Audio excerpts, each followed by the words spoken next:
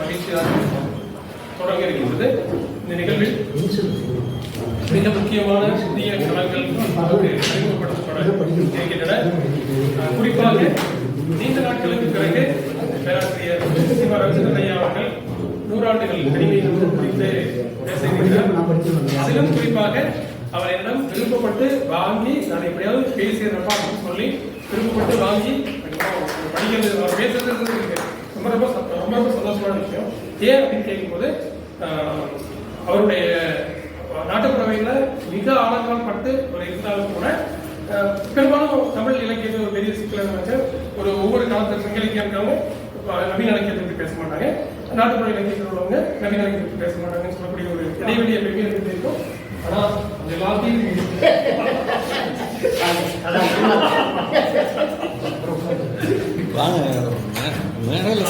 அதனால அது எல்லாத்தையும் மீறி அவர் நிச்சயமா பேசுறது அப்படின்றது எங்களுக்கு ரொம்ப ரொம்ப மகிழ்ச்சியான விஷயம். திரைப்படத்தையும் நான் பார்த்தேன், நீங்க கொண்டு கொடுங்க நான் பேசுறேன் அப்படின்னு சொன்னாரு. ஸோ அந்த அடிப்படையில் ரொம்ப ரொம்ப மகிழ்ச்சியான விஷயம்.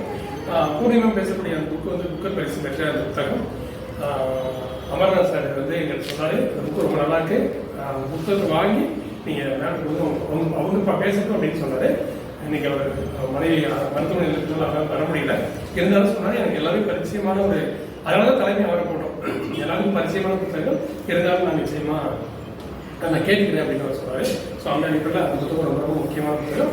பூர்வீகம் பேசும்போது அந்த புத்தகங்களுடைய சில தரத்தில் சொன்னாங்க, நிச்சயமா அதை பற்றி பேசுறதுனால அதுக்கு நான் கடந்து போறேன். சுகுமார் சாருடைய கவிஞராகவே செய்யப்பட்ட அவருடைய சிறுகதைகள் குறிப்பா சுனிலுக்கு வந்து மிகப்பெரிய வாய்ப்பு. கடந்த போன வாரம் ஊருக்கு போகும்போது கூட வெளியில் நான் கடந்து போகும்போது என் மனசில் சுகுமார் சாரும் இங்கேதான் விளையாட்டுருக்காங்க அப்படின்னு சொல்லக்கூடிய என்ன எனக்கு மனசில் ஏற்பட்டது. ஸோ சுனில் வெளியில் அவர் சொல்லி பேசினாங்க, நான் யோசிச்சேன் சுனில் சார் நல்லா இருக்காரு. ஸோ சிறுகதையும் பேசுறாரு. ஸோ அந்த அடிப்படையில் சொல்லக்கூடியது புதிய இலக்கியங்களை புதிய கலங்களை நமக்கு அறிமுகப்படுத்தக்கூடியதாக இருக்கு. அந்த அடிப்படையில் தலைமைக்கு இருக்கக்கூடிய சுகுமணி ஐயாவர்கள் அவருக்கு எல்லாத்துக்கும் அது பொருத்தமானவர், எல்லாத்தையும் தொடர்ந்து வாசிக்கக்கூடியவர், வாசிப்பதையே தன்னுடைய வாழ்க்கையாக கொண்ட அந்த பெருமானார் வழிகாட்டலாம். அந்த மிக சிறப்பாக அனைவருக்கும் நன்றியும். டிராவல் பண்ணிட்டு இருக்கேன். டிராவல் பண்ணும்போது அம்மா கூப்பிட்டு இன்விடேஷன் வரல என்ன பண்ணுறீங்க அப்படின்னு கேட்டாங்க. ஸோ நான் என்ன பண்ணுறது அப்படிங்கிறத பஸ்ஸில் சென்னை போகிற பஸ்ஸில் ஸ்லீப்பர் பஸ்ஸில் உட்காந்துட்டு லேப்டாப் அதிலே வச்சு அப்படியே டைப் பண்ணி அனுப்பிவிட்டது. மேம் கேட்டாங்க என்ன இப்போ அனுப்பி விடுறீங்க அப்படின்னு கேட்டாங்க. இது முன்னாடி முடிவு பண்ணதுங்க, ஆனால் என்ன பண்ணுறதுன்னு தெரியல, அம்மா திட்டுறாங்க போட்டேன் அப்படின்னு சொல்லி விட்டேன், எல்லாத்தையும் முடிஞ்சு. அதுக்கப்புறம் சுகுமார் சாருக்கு என்ன பண்ணுறதுன்னு தெரியல, அவர் பயங்கரமாக நம்மளுக்கு திட்டுவாரு, கண்டிப்பாக திட்டுவாரு. அவருக்கு ஒரு பதிவு மட்டும் போட்டேன், வாய்ப்பு இருந்தால் வருங்க சார், வணக்கம், வாய்ப்பு இருந்தால் வருங்க, மகிழ்வுடன் வரவேற்கிறோம் அப்படின்னு போட்டேன். இவர் என்ன இருக்காரு அப்படியே காப்பி பண்ணி அவரோட பேஸ்புக்ல போட்டிருக்காரு. அப்ப போட்ட உடனே நான் முடிவு பண்ணிட்டேன், கண்டிப்பா இவர் நீங்க வர போறாரு அப்படின்னு முடிவு பண்ணிட்டேன். அவர் போட்ட உடனே முடிவு பண்ணிட்டேன். அப்புறம் யோசிச்சேன், சுனில் தான் பேசுறாங்க, சுனில் கண்டிப்பா சார் சொன்ன மாதிரி போஸ்ட் பண்ண பண்ணிடுவாரு, அவருக்கு பிரச்சனையே இல்லை, சமாளிச்சுக்கலாம் அப்படின்னு சொல்லி இந்த வாய்ப்பு வந்து இது அமைகிறது தான். இப்படி கூட்டம்ன்றது நிச்சயம் நமக்கு அமைகிறது தான். பொதுமை பேசும்போது ரொம்ப நுட்பமா அந்த விஷயம் சொன்னாங்க. மலையாளத்துல ஒரு பேராசிரியர் இருக்கார், அவருடைய பேர் வந்து அனில் சேலப்பாறை அப்படின்னு சொல்லக்கூடிய ஒரு அனில் சேலப்பாறை அவருடைய பேரு. பெண்களுடைய மன அழுத்தங்கள் அப்படின்றத ஒரு எக்ஸாம்பிள், ரொம்ப ஈஸியான எக்ஸாம்பிள் சொல்றாரு. அவர் காலேஜ்ல ப்ரொஃபஸரா வேலை பார்த்துட்டு இருக்காரு. அவங்க கூட ஒர்க் பண்ற ஒரு மேடம் வந்து இன்னொரு ப்ரொஃபஸரை பத்தி ஒரு கம்ப்ளைண்ட் கொடுக்குறாங்க, இவர் வந்து ரொம்ப மோசமா நடந்துக்கிறாரு அப்படின்றது சம்திங் வேற ஏதோ ஒரு இதுல வந்து ஒரு கம்ப்ளைண்ட் கொடுக்குறாங்க. இவருக்கு புரியல, அவர் அப்படிப்பட்டவர் இல்லை, ஆனா இந்த அம்மாவுக்கு இந்த அம்மா ஏன் அப்படி கம்ப்ளைண்ட் பண்றாங்கன்றது அவருக்கு புரியல. கொஞ்ச நாள் அப்படியே போயிட்டே இருக்கு. திடீர்னு அந்த அம்மாவை தனியா கூப்பிட்டு கேட்கிறாரு, இந்த அணில் சேலப்பாறை வந்து கேட்கிறாரு, ஏமா நீங்க அவர் மேல கம்ப்ளைண்ட் பண்ணீங்க, அவருக்கு மேலே கேரக்டரே கிடையாது, நீங்க ஏன் கம்ப்ளைண்ட் பண்ணீங்க அப்படின்னு சொல்லும்போது அவருக்கு அந்த அம்மா சொன்ன பதில் தான் மேம் சொன்னது இதோட சொல்லி வருது.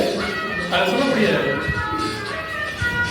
பதில் என்ன அப்படின்னாக்க அவங்க என்ன சொல்றாங்கன்னா, எங்க மாமனார் எங்க வீட்டுக்காரரு, அந்த அம்மா சொல்றாங்க, எங்க மாமனார் எங்க வீட்டுக்காரரும் வீட்டுல வந்து ஏதாவது சண்டை போட்டா பயங்கரமா கத்துவாங்க, பயங்கரமா எரிச்சல் விட்டுற மாதிரி கத்திக்கிட்டே இருப்பாங்க.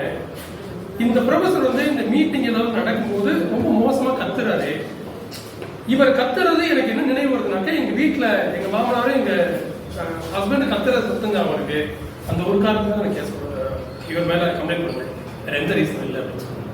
ஸோ மன அழுத்தங்கள் அப்படின்னு சொல்லக்கூடியது அது அது எங்க உருவாகுது, எப்படி வருது, நமக்கு எப்படி அது வருதுன்றது நம்மளால யோசிக்கவே முடியாது.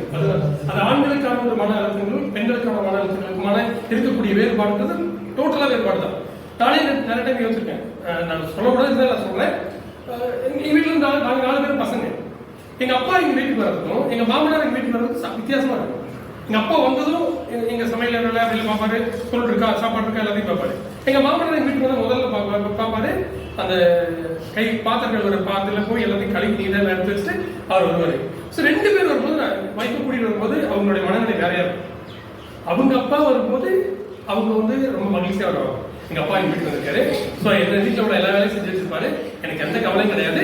நான் வீட்டுக்கு போய் டீ போட்டு எங்க அப்பா வச்சிருப்பாரு, நான் போய் டீ சாப்பிட்டா போதும். எங்க அப்பா வந்தா அவங்களுடைய மனநிலை அப்படிமா, அவங்க அப்பா வந்திருக்காரு, ஸோ எல்லா வேலையும் நம்ம போய் செய்யணும், அதனால நம்ம சீக்கிரம் போகணும். இப்போ 2 பேரும் அப்பா தானே, அதுதான் சிக்கல். அப்போ ஒரு பெண் வீட்டுல இருக்கக்கூடிய அப்பாவுக்கும் ஒரு பையன் வீட்டில் இருக்கக்கூடிய பையனுக்கும் இருக்கக்கூடிய வேறுபாடுகள் இருந்தது ரொம்ப வித்தியாசமான வேறுபாடு. அது வந்து நம்ம புரிஞ்சுக்க முடியாது. ஸோ அவங்க பேசும்போது தான் நாம் மீண்டும் ஒரு பார்வையும் பரிசீலனையும் செய்வதற்கான ஒரு வாய்ப்பை அந்த சிறுகளை ஏற்படுத்தி இருக்கின்றதான் நான் பெருமை புரிஞ்சுக்கிறேன். நம்ம அதை எட்ட வேண்டிய நிலை தான். நமக்கு தெரியாமையும் நம்ம செய்வோம், ஆனால் தெரியாம செஞ்சிருக்கோன்ற உணரக்கூடிய அந்த ஒரு குற்ற உணர்வை ஏற்படுத்தக்கூடியதா அந்த சிறுகளை இருக்கு நான் புரிஞ்சுக்கிறேன். ஸோ அந்த அடிப்படையில் அந்த சிறுகளை எல்லாத்தையுமே சொல்லிட்டாங்க, அவங்க மேக்ஸிமம் சொல்லியிருக்காங்க. இருந்தால் வாசிக்கக்கூடிய ஒரு அற்புதமான சிறுகளை என்று நான் வருகிறேன். அது ஒரு பாயிண்ட். செகண்ட், சுகுமாரன் சாரோட அந்த சிறுகதை சொல்லும்போது மலையாளத்துல எம்டியை பத்தி இதை ரொம்ப அழகா சொல்லுவாங்க. சார் தெரியாதுன்னு சொல்லுவாங்கல்ல, அவர் என்ன சொல்லுவாங்கன்னா கத்தியம் அப்படிங்கிறது உரைநடை அப்படிங்கிறத அவங்க சொல்லுவாங்க. மலையாளத்துல வந்து கத்தியம்னா உரைநடை, கவிதைன்றது கவிதை. எம்டியை பத்தி சொல்றது என்ன சொல்லுவாங்கன்னா உரைநடையை கவிதையாக எழுதியவர்னு சொல்லுவாங்க. உரைநடை கவிதையாக எழுதியவர் அப்படின்னு சொல்லுவாங்க, எம்டியை பத்தி சொல்லுவாங்க. இன்னொரு எக்ஸ்ட்ரீமா போய் அவங்க என்ன சொல்லுவாங்கன்னா கவிதை என்பது அனைவருக்கும் எழுதக்கூடிய வடிவம், உரைநடையில் எழுதக்கூடிய சிறுகதையோ உரைநடையோ அல்லது நாவலோ என்பது குறிப்பிட்ட பேருக்கு எழுதக்கூடிய வடிவம் சொல்லுவாங்க. அதாவது ரொம்ப சுருக்கமா எழுதக்கூடிய கவிதை அவங்க பொருத்தி பார்த்துக்கலாம், அப்ப எல்லாருக்குமானது. ஆனா விவரிச்சு சொல்லக்கூடிய இந்த சிறுகதையோ நாவலோ வந்து அவர்களுக்கான ஒரு சில விஷயங்கள் சொல்ல முடியாததுனால அந்த வடிவத்தை அவங்க பயன்படுத்துறாங்கன்னு சொன்னாங்க. ஸோ அந்த அடிப்படையில சொல்லி பேசுனது அவர் நிர்பந்தத்தில் செஞ்சாலும் கூட ஒரு கவிஞராகத்தான் அங்கே வெளிப்படுகிறார். அதை வந்து ரொம்ப அழகா நுட்பமா சுனில் வந்து ரொம்ப சுட்டி காட்டார். ஸோ அதுக்கு சுனிலுக்கு மிகுந்த நன்றிகள். சார் குறிப்பிட்ட அந்த சிறுகதை ஒரே ஒரு விஷயத்தை மட்டும் நான் சொல்லிடுறேன். தமிழ்ல நான் வகுப்புல திரும்ப ஒரு விஷயம் சொல்லுவேன். இந்த அப்பா அம்மா அப்படின்னு சொல்லக்கூடிய சொற்கள் வந்து வெறும் சொற்கள் அல்ல, உணர்வுகளுக்குள் சொல்லக்கூடிய சொல்லல். உறவுகளை உணர்வுகளுக்குள் சொல்லக்கூடிய சொல்லது. ஒரு சமூகம் நாகரிகமடைந்து வருகின்ற பொழுதுதான் அந்த உறவுகளாக வைக்கின்றது. தமிழ்ல ரொம்ப நுட்பமா சும்மா சாதாரணமா சில கெட்ட வார்த்தைகள் யோசிச்சு பார்த்தா உங்களுக்கு தெரியும். முறை சாராத உறவுகளைத்தான் தமிழ் கெட்ட வார்த்தையை வச்சிருக்கும். அப்ப நீங்க கெட்ட வார்த்தையை நீங்க பயன்படுத்துறீங்கன்னா முறை சாராத உறவினுடைய உச்சத்துல தான் அந்த கெட்ட வார்த்தையை பயன்படுத்தும். அப்ப பண்பாடு அப்படின்னு சொல்லக்கூடியது, பண்பாட்டினுடைய லட்சியம் என்பது ஒருவனுக்கு உறுதியாதான். அந்த ஒருவனுக்கு உறுதி என்றது யாரும் இருக்கு, அது எந்த முறையில் வைக்கக்கூடியது இருக்கு.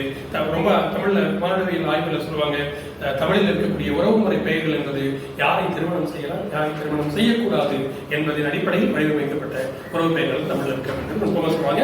அதனால ஆங்கில உறவுமுறை பெயர்களை தமிழ்ல பயன்படுத்தக்கூடாதுன்னு சொல்லுவாங்க. நீங்க ஆங்கில ஆண்டின்றத தமிழ்ல பயன்படுத்தாதீங்க, பயன்படுத்திங்கன்னா இங்க சிக்கலாகும். சித்தப்பாவும் இங்க தங்கச்சி வருவாங்க, இங்க மாமாவோட குடும்பம் வருவாங்க, சிக்கலாகும், அதனால பயன்படுத்தாதீங்க அப்படின்றத நுட்பமா சொல்லுவாங்க. ஸோ அந்த உணர்வையும் அது தந்ததாக நிச்சயமா உணர்ற சார் ரொம்ப சிரமப்படுத்துறதா நிச்சயமா உணர்ற. ஏன் அப்படின்னாக்கா அவர் அவ்வளவு சிரமப்பட்டு படிச்சுட்டு அவரால் முழுமையாக பேச முடியாம போச்சு சொல்லக்கூடிய வருத்தங்கள் இருக்கு. அதனால முதலே சார் நீங்க பேசுறீங்க அப்படின்னு சொன்னேன். இருந்தாலும் ஒன்றும் பிரச்சனை இல்லை. அவர் எங்களுடைய ஆசிரியர், நாங்களாம் நிச்சயமா இன்னைக்குமே மாணவர்கள் தான். மாணவர்களுடைய வளர்ச்சியை விரும்பக்கூடிய ரொம்ப ரொம்ப மகிழ்ச்சியானது. அமைந்த 130வது கூட்டம் என்பது ஒரு அமைந்த திட்டமிட்ட கூட்டமாக இருந்தாலும் நிச்சயமா சாரோட வருகையோட அவருடைய பெரும்பங்கு தான் இது நிச்சயமா இருக்கு. அந்த அடிப்படையில் எல்லாருக்கும் உங்களுடைய பணிவான கடைசி நேரத்துல கூப்பிடாதீங்க, ஒரு வாரத்துக்கு முன்னாடி கூப்பிடுங்க. அந்த கடிதம் மட்டும் வராட்டி பாருங்க, எழுத்தாளர்கள் கூட நாங்க எல்லாம் வந்துருக்கோம். சாப்பாடு அனைவருக்கும் நன்றி. ஏற்பாடு